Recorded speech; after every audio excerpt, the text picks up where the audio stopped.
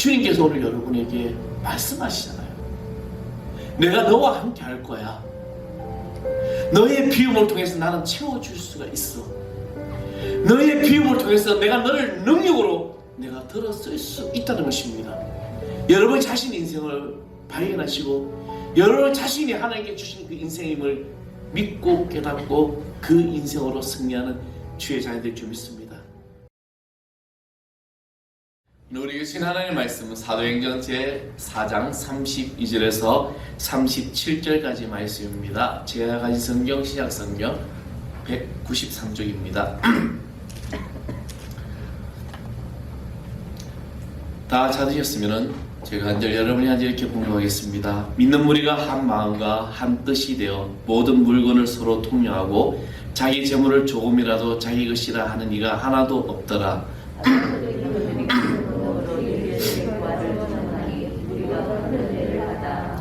그 중에 가난한 사람이 없으니 이는 밭과 집이 있는 자는 팔아 그 판 것의 값을 가져다가 사도들의 발 앞에 두매 그들이 각 사람의 필요를 따라 나누었습니다. 구보로에서 난 레이족 사람이 있으니 이름은 요셉이라. 사도들이 일컬어 바나바라 번역하면 위로의 아들이라 하니 그가 같이 있으니 살아라 그 값을 가지고 사도들의 발 앞에 둡니다. 아멘. 할렐루야. 오늘도 주님의 은총이 여러분의 모든 삶을 또 인도하시고 다스리기를 간절히 축원하겠습니다. 우리는 주님 없이는 살아갈 수가 없습니다. 아멘. 또 우리가 또 기도해야 될 때이고 더욱더 무릎 꿇을 때이고 지금 미연합 감리교회 이 감리교회가 영국에서 시작됐지만 전 세계에 수백만의 성도를 이제 있는데 미연합 감리교회, 그러니까 우리를 한국 감리교회를 KMC라 그러고 미연합 감시 UMC라 그러는데 미연합 감리교회가 지금 갈라졌습니다. 왜 갈라졌냐면은 동성애 옹호론자와 동성애를 인정하지 않는 이렇게 목회자가 나눠졌습니다. 그래가지고 법적인 문제까지 다 해결돼가지고 나눠졌어요. 근데 중요한 사실은 이 바이든 미국 대통령이 이것을 인정해 버렸어요. 동성애를 인정을 하면서 심각한 일들이 일어나고 있는 현실입니다. 과연 이 한국이라는 나라가 한국 우리 감리교회와 또 한국 교계는 한국 감리교도 지금 이 문제가 지금 되고 있죠. 동성애 목사가 지금 안수를 받으면서 이런 문제가 일어났는데 저는 개인적으로 여러분의 어떤 성향적으로는 제가 뭐라고 말씀드렸지만 성서적으로는 분명히 우리는 이것은 죄고 반대를 해야 되고 기도해야 됩니다. 영국 교회가 무너진 게 어떤 계기가 됐냐면은 이 동성애가 영국에서 인정을 하면서부터 교회가 무너져버리고 문을 닫기 시작했습니다. 근데 지금 영국 교회가 부흥하는 교회가 있어요. 근데 그 교회는 이 동성애를 끝까지 인정하지 않고 고수했던 교회들이 다시 부흥이 일어나고 있다는 겁니다. 저와 여러분은 이것을 보고 기도해야 됩니다. 이거 해가지고 절대로 타협하지 않는 그런 성서적인 그런 우리 신앙을 유지해야 되고 그래야만이 다음 세대 우리 아이들이 정말 바른 이성관을 가지고 바른 신앙관을 가지고 살아갈 수가 있다는 것입니다. 심각한 문제예요. 너무나도 지금 한국 교회와 성도들이 이 문제에 대해서 안일하게 대처하고 있는데 엄청난 문제입니다. 우리 가정은 아니니까 내 자녀는 아니니까가 아니에요. 앞으로 다가올 시대는 누구나가 일어날 시대이기 때문에 이 문제 앞에서 여러분 기도하시고 함께 해주셨으면 감사하겠습니다. 비움. 여러분 무엇으로 비우고 살고 있습니까? 물론 다이어트라는 사람들은 덜 먹고 자꾸 속을 비워야 살이 빠진다는 말을 합니다. 근데 우리가 삶을 살아가면서 이 비움에 대해서 기쁨과 행복은 많은 생각하지 않고 이 채움, 그러니까 뭔가가 채워져야만이 그래서 내가 행복해진다라고 생각합니다. 그래서 먹을 음식을 먹고 싶은 걸 먹고 또 직장을 일을 하든 사업을 하든 사람들은 물질의 어떤 체험을 계속해서 누려야만이 행복할 수 있다라고 생각을 한다는 겁니다. 마음을 비우고 등신처럼 살아야지라는 책이 있습니다. 아주 제목이 마음을 비우고 등신처럼 살아야지. 참 책 제목 보면은 이게 뭔 내용일까 하는데 이 책은 바로 계명대학을 설립하시고 그리고 많은 사람들에게 존경과 또 많은 제자들이 스승으로 모시고 따르고 신뢰하는 목회자인 신우시 목사님의 일생을 그린 그런 책입니다.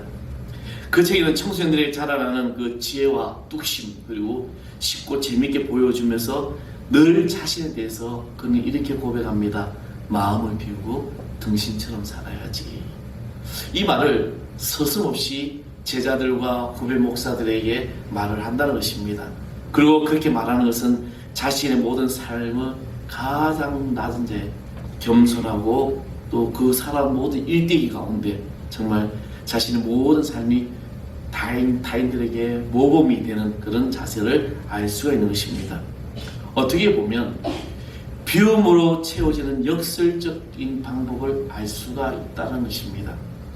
오늘 우리가 읽은 이 본문의 말씀, 이 말씀 보면 그 말씀은 이제 이 바나바에 대해서 첫 번째 이 기사가 나오는 이야기입니다. 바나바, 권면의 아들, 위로의 아들, 권위자라는 뜻으로 이 구부러섬의 레위의 사람 중에 한 사람이었고 그의 이름의 본명은 요셉이었습니다. 그런데 이 바나바라는 이름은 그가 설교자로서 전도자로서 인정했던 사도들이 붙여준 별명이었습니다. 초대교회 당시 이방인의 전도자의 개척자로서 역할을 했으며 또 사도로 일컬어지게 됩니다. 그는 성령과 믿음이 충만하여 부지와 말씀 전파에 정말 모든 열정을 다 쏟았던 사람입니다. 바나바의 그의 가장 두드러진 업적은 바울을 발굴하여 이방인의 이 전도자로서 일선에 내세웠다는 사실입니다. 당시 예루살렘 교회를 비롯해서 많은 교회 성도들과 지도자들이 핍박을 받던 이 바울의 이 회심의 사건에 대해서 의문을 가지고 문제를 제기할 때 바나바는 바울을 예루살렘 교회 지도자들에게 소개하고 교회 일꾼으로 삼아 바나바와 바울이 1차 전도 여행을 가면서 이제 전도를 하기 시작합니다. 결국에는 이 전도 여행이 바로 어떻게 됩니까? 바울이 계기로 초대교회는 역사의 중심에 서게 되고 엄청난 그런 전도, 소아시아를 중심으로 해서 복음이 전파되는 그런 일들, 그래서 지중해 연안의 많은 나라들이 복음을 받아들이게 됩니다. 그리고 그 교회를 개척함으로써 어떻게 보면 선교의 초석이 마련하게 됩니다. 그 당시 초대교회 예루살렘 교회는 부흥한 이후에 재정적인 부족으로 공동체 운영에 많은 어려움이 겪게 됩니다.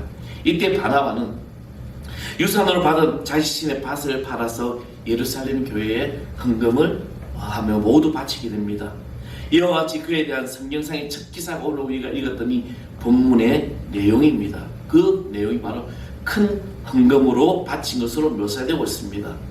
저는 오늘 이 본문을 묵상하면서 초대교회가 한마음 한뜻이 되어 모든 것을 통용하고 서로 공동체가 되면서 또 그들의 나눔에 이 말씀처럼 이 나눔이 있다 보니까 가난한 사람이 없다라고 오늘 본문에 기록하고 있습니다. 저는 오늘 본문에서 그런 어떤 나눔과 한뜻, 한몸 그런 것을 떠나서 이 바나바라는 한 인물을 제가 묵상하면서 이 사람을 주목해 보았습니다. 단순히 바나바 그의 업적과 그의 사역에 초점을 둔 것이 아니라 이 바나바 보면 요셉이라는 이 사람의 모습에서 비움의 삶을 느낄 수가 있었던 것입니다. 저는 오늘 그 모습을 보고 은혜를 나누고자 합니다. 바나바는 자신의 것을 비우는 사람이었습니다. 그래서 단순한 신앙을 가졌다는 거죠. 여러분, 신앙은요 단순해야 됩니다. 우리는 너무나도 복잡하게 신앙생활을 하고 있어요. 그냥 이 단순한 믿음이 무리를 걷게 하고 단순한 믿음이 홍해가 갈라지고 단순한 믿음이 요단강이 갈라지는 역사가 나타나고 단순한 믿음이 여리고성이 무너지는 것입니다. 바나바는 이 단순한 믿음을 가졌어요. 그가 물질적 풍부가 있었으면 필요한 것을 발견하고 있고 그것을 그대로 모두 드림으로 말미암아 자신에게 주어진 모든 것을 하나님께 바치는 인생이었다는 것입니다. 우리도 이와 같이 단순한 삶을 살 필요가 있습니다. 비우면 채워주시고 그래야 할 때 누리게 된다는 겁니다. 세상을 살아가는 방법에는 두 가지 방법이 있습니다. 하나는 하나님의 백성으로 사는 방법이고 다른 하나는 이방인의 백성으로 사는 방법입니다. 하나님의 백성이 사는 방법은 바로 믿음의 삶을 누리는 삶인 것입니다. 그래서 내가 하나님의 백성이다라는 것은 내가 믿음의 삶을 살아가는 것인데, 이것은 고린도전서 4장 7절의 말씀에 보면 누가 너희를 구별하느냐 내게 있는 것 중에 받지 않은 것이 무엇이냐 내가 받았은즉 어찌하여 받지 않은 것 같이 자랑하느냐라고 말씀하고 있습니다. 하나님이 주셨다는 것을 인정하고 출발해야 되는 겁니다. 우리가 믿음의 삶을 살아간다는 이 모든 것이 하나님이 나에게 주셨다는 겁니다. 나의 자신 스스로가 창출하는 것은 아무것도 없습니다. 받은 것은 다 쓰겠다, 누리겠다는 태도로 가져야 되는 거예요. 오늘 저 여러분의 건강을 주시고, 여러분 시간을 주시고, 여러분 물질을 주시고, 이것이 다 하나님께서 주신 겁니다. 내가 수고하고 내가 애써서 받은 것이 아니라 하나님이 허락하셨기 때문에 우리에게 주셨기 때문에 이것을 내가 그것을 누리고 있는 것입니다. 또 다른 방법은 바로 이방인의 사는 방법으로 돈을 추구하며 염려하는 인생을 살아가는 사람이라는 것이죠. 그러다 보니 나의 가치를 내게 표현하게 되고 돈으로 묘사하게 되며 치장하고 표출합니다. 돈 때문에 염려하고 어떻게 하면 더 벌 수 있을까 고민하며 돈을 추구하는 삶을 살아가게 한다는 것이죠. 그러나 가치 창조는 인간이 하는 것이 아닙니다. 하나님이 주시는 것입니다. 스데반의 설교 가운데 사도행전 7장 47절에 보면 솔로몬이 성전을 지으니 이스라엘 백성들이 하나님께 어떻게 이야기합니까? 우리가 이 성전을 지어드립니다 라고 이야기를 합니다. 하나님께 이 성전, 솔로몬이 하나님의 성전을 우리가 드렸을지 하나님께 바쳤다는 것이죠. 근데 하나님의 응답은 어떻게 답하냐면 이 모든 것이 다 내 손으로 지었다라고 분명히 말씀하셨습니다. 가치 창조는 내가 아니고 하나님이요 너희들은 누리는 자들이라는 것이죠.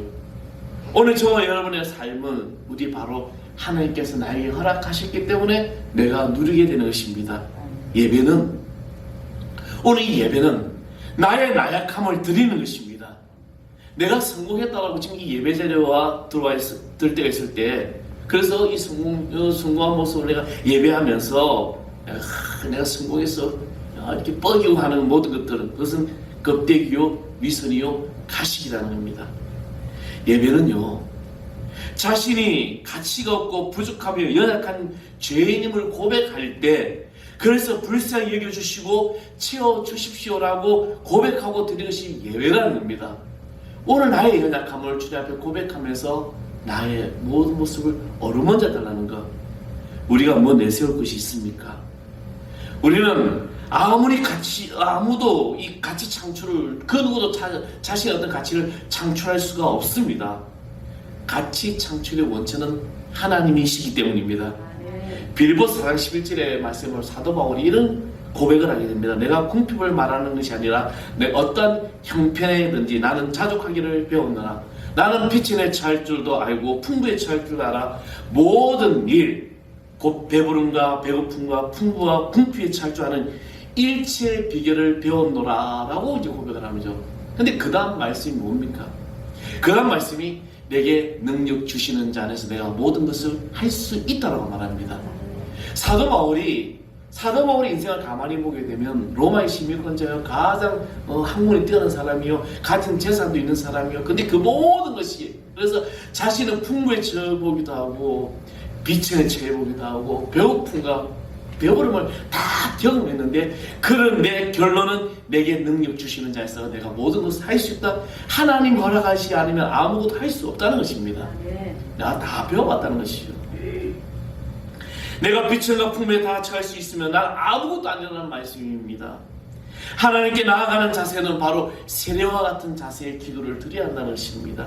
누가복음 18장 3절 위에 보면 이렇게 말하죠. 세리는 멀리 서서 감히 눈을 들어 하늘을 보지 못하고 다만 가슴 치며 가로되 하나님이여 불쌍히 여겨 주시옵소서. 바리새인과 세리의 기도를 주님께서 말씀하시면서 바리새인은 어떻게 기도합니까? 하나님, 나는요 이렇게 살았어요. 나는 율법적으로 잘 살았어요. 나는 이렇게 의롭게 살았어요. 나는 저 사람들과 같지 않아요. 저 죄인 세리와 같지 않아요. 나는 주님 앞에 정말 11조도 잘했어요. 나는 이렇게 했어요 라고 막 자기 자랑을 하는데, 세리는 어떻게 기도합니까? 그냥, 나는 죄인입니다. 불쌍히 여겨달라고. 그런데 누구의 기도가 하나님의 응답을 받는 기도가 되었습니까? 누구의 기도가 어렵다 인정을 받습니까? 세리의 기도였습니다. 세리는 주님으로부터 의롭다 하심을 얻고 내려가게 됩니다. 하나님은 우리에게 의를 부어주셨습니다. 예배는 하나님의 이 가치를 인정하는 것입니다. 누가복음 5장에서 베드로는 한 마리의 고기도 잡지 못하는 그런 실패의 밤을 보내고 시리와 낙심에 빠져 있었을 때 주님이 찾아오셔서 베드로의 배에 오르시고 난 다음에 그물을 깊은 데로 던져라. 그 말에 순종하여 베드로는 무엇을 경험합니까? 만선의 기적을 경험하게 됩니다. 그러면 우리는 어떻게 할까요? 와, 내가 밤새도록 고기 한 마리 못 잡았는데 이렇게 꽉 만선을 채웠어. 얼마나 기뻐. 빨리 집에 가야지. 가서 이거 팔아 돈을 내가 만들어야지. 이제 베드로의 첫 고백은 이겁니다. 주여, 나는 죄인입니다. 나를 떠나소서. 주여, 나는 죄인입니다. 나를 떠나달라고 고백하게 됩니다. 최악의 예배를 드리는 자는 마음이 높아져 있는 자를 말합니다. 교만한 자를 말합니다. 자기에 의해 사로잡힌 자를 말합니다.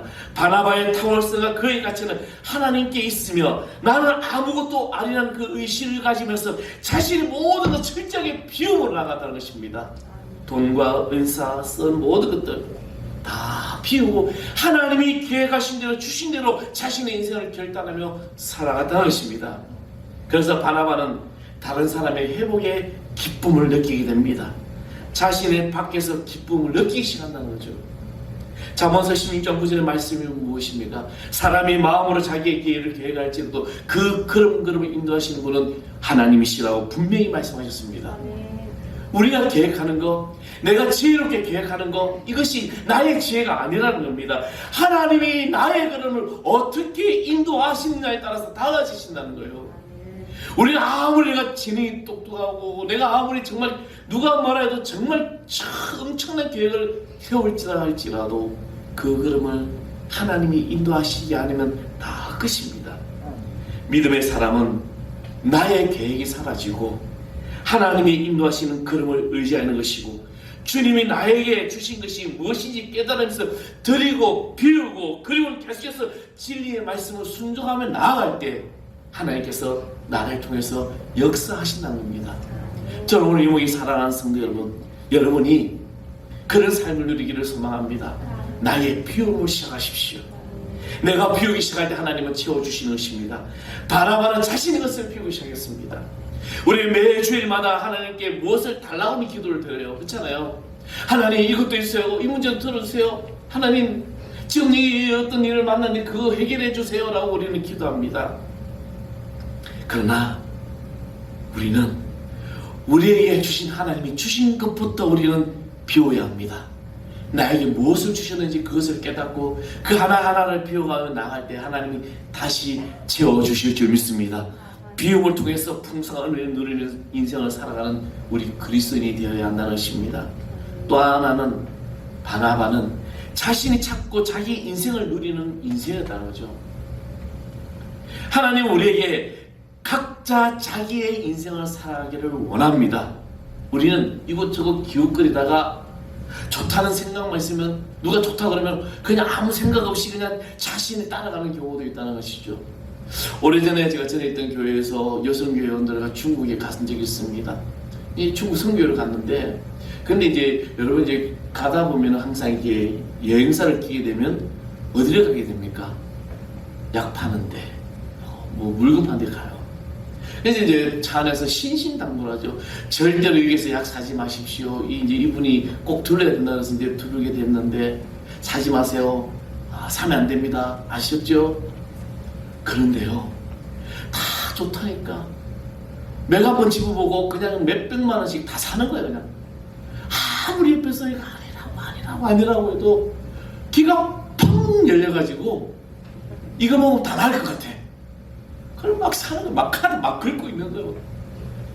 그리고 마침 돌아와서 우리 교회 한의원하는 원장님한테 이제 이런저런 이야기를 하니까 목사님 생각해 보시라고 그 메가폰 짚어가지고 그 병 다 판단하면 왜 그래서 그러고 있겠냐고 알 수가 없다고 맥주가 어느 정도 진단하셨지만 그에 대해서 약을 준비하려면 어느 한약재가 좋은지 연구를 해서 다 해야 된다고.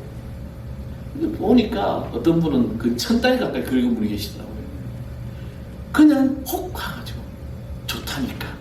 우리는 구별된 삶으로 살아가야 됩니다. 하나님은 구원받은 백성들의 분명한 새 이름을 주십니다. 아브라함이 되었고, 야곱이 이스라엘이 되었으며, 시몬이 베드로가 되었고, 요셉이 바나바가 되었습니다. 인생은 이들처럼 나를 발견하는 과정 속에서 우리 자신을 발견하면서 우리의 모든 삶이 가신 하나님께 나의 모든 것을 맡겨야 될 줄 믿습니다. 그래서 우리는 이것을 내 거칠게 치장하고 꾸밀려 가지 마십시오. 마태복음 6장 2절에 그러므로 구자일 때 외식하는 자가 사람에게 영광을 얻으려고 회당과 글에 사는 것같이 너희 앞에서 나팔을 불지 말로 진실로 내기로니 저희는 이미 자기 상을 받았습니다. 외식하는 자를 경계하고 있는 것입니다. 외식은 분장하는 것이며 쇼하는 것입니다. 우리는 여러분 자신의 진짜 모습이 무엇인지 그것을 먼저 발견해야 됩니다. 이것을 모르면서 부끄러움을 가리고 열등감을 가리고 체면을 가리고 있는 겁니다. 속 다듬을 생각을 하지 않고 남을 의식하고 있습니다. 다른 사람들의 시선만을 생각하고 있습니다. 그래서 흔들립니다. 그러므로 자기 인생을 살아가십시오. 언제까지 우리는 쉬워하며 살아갈 수가 없습니다. 나 자신의 본질을 알고 그 본질에 따라 내 삶을 비워가면서 참된 인생으로 살아가는 것이 바로 그리스도인이 되는 것입니다. 좋은 여자는 남자로 하여금 자신의 남자임을 인식하게 해주는 여자가 좋은 여자예요. 좋은 선생은 제자들로 하여금 자신이 누구인지 알게 해주는 선생이 좋은 선생님이고, 좋은 설교가는 성도들로 하여금 십자가를 붙들며 내 삶을 주님의 인도하심 따라 살아가야 하겠구나라고 생각하는 것이 바로 좋은 설교가입니다. 오늘 저와 여러분의 삶 속에서 하나님께서 여러분 인생을 쉬워하며 살아가기를 원하지 않습니다. 여러분 자신을 빨리 발견하고 여러분의 가면을 벗어버리고 정말 내 자신이 새롭게 나를 부르신 주님 앞에 나아가는 하나님의 자녀 될 줄을 믿습니다. 이단자들과 잘못된 신학자들은 자신들만의 비밀을 가지고 있는 것처럼, 자신들만의 진리를 알고 있는 것처럼 말하지만, 하나님은 모든 사람이 하나님의 말씀을 듣고 심령의 기쁨을 누리기를 원하신다는 겁니다. 오늘 여기 모여 살아가는 성도 여러분, 여러분이 내 자신에 있는 것, 나를 발견하면서 내 안에 있는 모든 껍데기 같은 것들 다 비우십시오. 그 비움으로 하나님께서는 채워주실 줄 믿습니다. 하나님의 채움으로 말미암아 여러분 누리게 될 이 놀라운 일들은 성김의 능력과 용서하는 능력과 본성이 달하면서 하나님의 능력을 받고 살아가게 되는 것입니다. 성경은 또한 이 어리석은 이야기와 부자의 족보와 논쟁을 피하라고 말씀하고 있는데, 헛된 곳에 인생 낭비하며 살지 말라는 것입니다. 자신을 알아야 할 그때 만남을 통해서 자신의 정체성을 발견하면서 역할을 발견하면서 그리고 누리게 될 때 하나님께서 주시는 그 길을 걸어가라는 것입니다. 유명한 역사가인 헤로도투스라는 사람은 이렇게 말합니다. 이집트는 나일강이 선물이라고 말했습니다. 왜 이 말이냐? 매년 홍수로 인하여 나일강이 범람하면 그 범람으로 말미암아 풍부한 대적층의 상류에서 실려오면서 비옥한 옥토가 됩니다. 이같이 비우고 버릴 때 새롭게 채워줄 수 있습니다. 하나님은요, 하나도 낭비하지 않으신다는 거예요. 여러분 인생의 고난도, 여러분 인생의 어떤 그 연단도 낭비가 아닙니다. 평탄하면 물론 고난이 오더라도 즐길 수 있기를 바랍니다. 그런데 자신할 때 비로소 즐길 수가 있다는 것이요, 나 자신을 알아가는 것, 나 자신의 이 모든 걸 알아가면서 내 자신에 있는 잘못된 것들을 피워나가면서 하나님의 은혜로 채워지고, 그 은혜로 채워질 때 여러분의 삶은 진정한 삶을 살아가는 의미를 발견하게 되는 것입니다. 바나바와 같이 여러분 자신을 발견하고 기쁨을 누리는 삶을 살아가기를 소망합니다. 주님께서 오늘 여러분에게 말씀하시잖아요. 내가 너와 함께 할 거야. 너의 비움을 통해서 나는 채워줄 수가 있어. 너의 비움을 통해서 내가 너를 능력으로 내가 들어쓸 수 있다는 것입니다. 여러분 자신의 인생을 발견하시고 여러분 자신이 하나님께 주신 그 인생임을 믿고 깨닫고 그 인생으로 승리하는 주의 자녀들 줄 믿습니다. 우리의 모든 것은 주님밖에 없습니다. 오늘 아까 찬양팀으로 들었던 오 나의 자비로운 주여, 그 찬양의 가사가 바로 그렇잖아요. 나의 몸과 영혼을 주님 앞에 다 드릴 때 그 은혜로 채워달라는 거예요. 그리고 2절에 보면 오 너의 슬픔 세상 눈물 너의 쌓인 아픔을 십자가 앞에 다 두서 모으고 내가 주님 앞에 고백하며 나가는 것, 나의 고통 나의 삶, 이것을 주님 앞에 다 비우십시오. 하나님이 채워주실 믿습니다. 의심하지 마시고 믿음으로 나아가십시오. 언제나 주님은 여러분에게 낭비하지 아니하시고 허비하지 않으시고 감동의 손으로 잡아주시는 거예요. 이것이 바로 비움으로 인하여 누리는 삶을 살아가는 삶인 것입니다. 비우십시오. 하나님 오늘 여러분의 모든 것을 채워주셨습니다. 우리 찬양하겠습니다. 오 나의 자비로운 주여. 우리 다시 한번 찬양해 보겠습니다.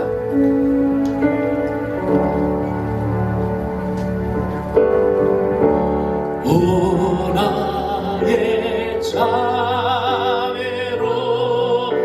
주 나의 몸과 나의 몸과 영혼을 주님 은혜로 나 채워주시고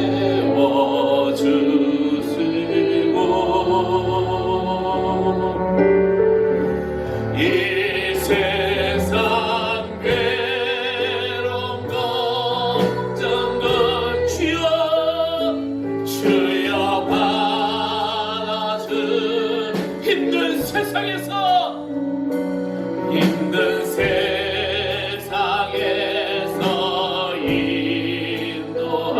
인도하소서. 아멘. 예수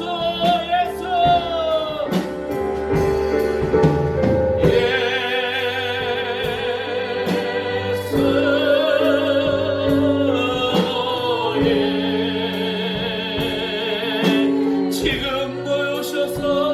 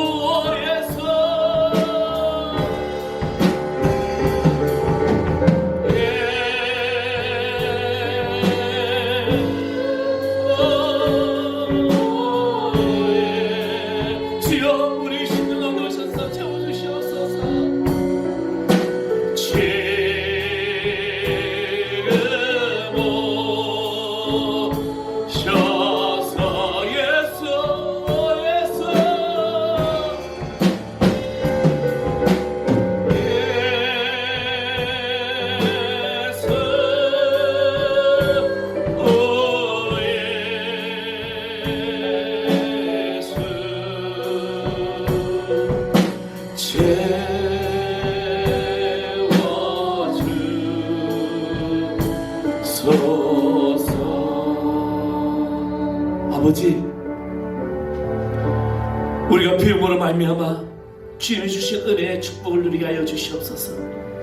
내 안에 있는 내 자아를 발견하게 해주시고 나의 본질을 발견하게 해주시고 그래야 주님이 주신 그 길을 걸어가시는 하나님의 귀한 권속되게 하여 주시옵소서. 이 험한 세상을 살아가면서 고통이 오고 슬픔이 오고 아픔이 올지라도 우리가 믿음으로 이 모든 것을 이겨나가고 함께 주님과 함께 기쁨과 행복을 누릴 수 있는 주의 권속들 되게 하여 주시옵소서. 우리 염려 걱정 근심 다 주 앞에 내어놓습니다. 이 일주일 동안 세상에 살면서 아버지 안에 지지 않게 해주시고 주의 능력으로 새 힘을 얻고 살아가는 주의 자녀 되게 하여 주옵소서. 이 예배가 임하신 주님의 축복이 이들 머리에 안수해 주시고 은총으로 역사하여 주옵소서. 우리 크신 예수 그리스도의 이름으로 간절히 기도합나이다. 아멘.